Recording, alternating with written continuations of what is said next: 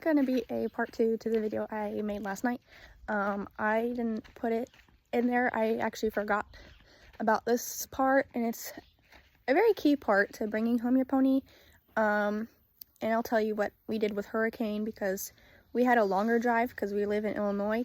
So the main thing that you're going to keep in mind is how you're going to get the pony home. We had a 19-hour drive home from Chincoteague to our house, so we had to really think about like gas mileage and stuff. So we have a gooseneck ourselves, but we just borrowed a little 2-horse trailer.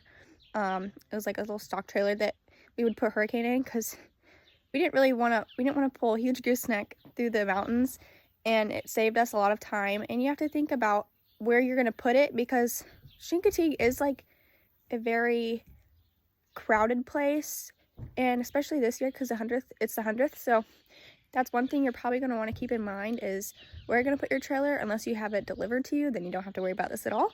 But one thing we did do with Hurricane is that when we got to the auction grounds the day after the auction, we backed our trailer up to the barn, and then we found Hurricane, or the Saltwater Cowboys did, and then they brought him. We took a picture, and then we put him in the trailer.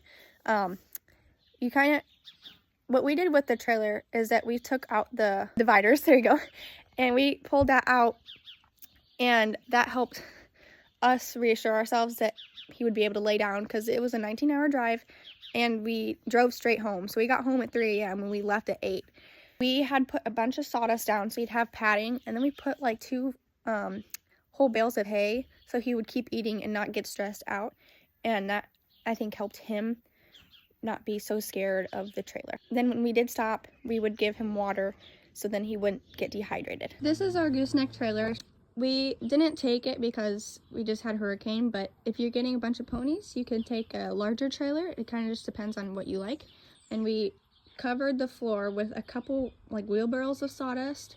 It was about like 2 inches thick all the way around. And then we put a bunch of hay down, kind of like the excess that has fallen out of that hay bag from, we went to the parade today, so that's why it's kind of a mess right now. But that's what we did, so then we would know that Hurricane would constantly be eating, and that would keep him occupied, because that was his first time in a trailer.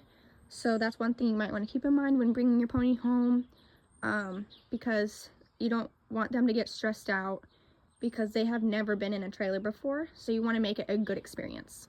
I'll be back tomorrow with another video of just some experience that I've learned with having Hurricane and bringing him home.